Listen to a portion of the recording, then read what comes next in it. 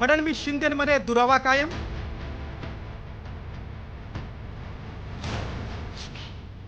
एकाच मंचावर येऊनही अबोला कायम।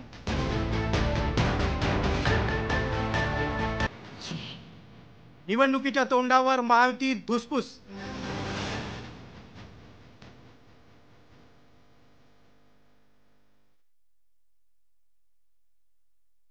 शिंदेच्या नाराजी नाट्यातला हा अजून एक प्रसंग।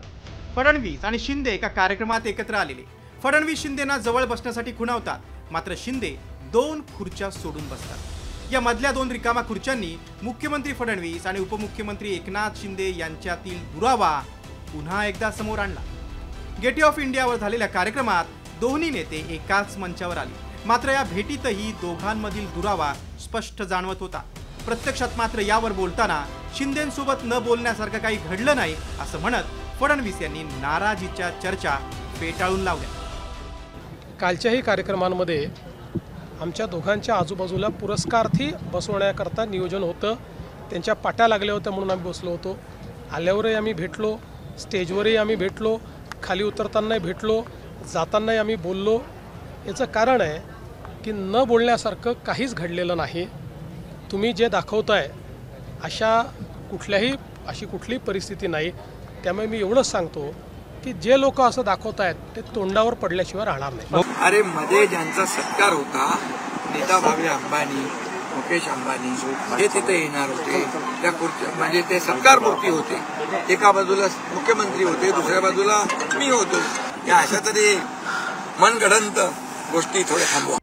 मुख्यमंत्री फडणवीस आणि उपमुख्यमंत्री एकनाथ शिंदे यांच्यामधील हा दुरावा यापूर्वीही कधी कधी समोर आला ते पाहूया।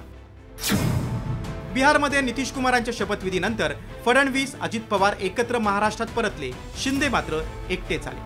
मुंबईत हुतात्मा चौकात हुतात्म्यांना अभिवादन करण्यासाठी फडणवीस आणि शिंदे एकत्र आले, मात्र दोघांनी एकमेकांकडे पाहणं टाळलं। मुंबई पोलीस विभागाच्या कार्यक्रमाच्या पत्रिकेत नाव असूनही शिंदे गैरहजर राहिले।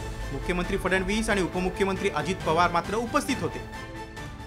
महायुती सरकार स्थापन झाल्यापासूनच महायुतीतील अंतर्गत नाराजी वारंवार समोर येत होती, मात्र पालिका निवडणुकीच्या तोंडावर फोडाफोडीच्या राजकारणानं वेगळं वळण घेतलंय।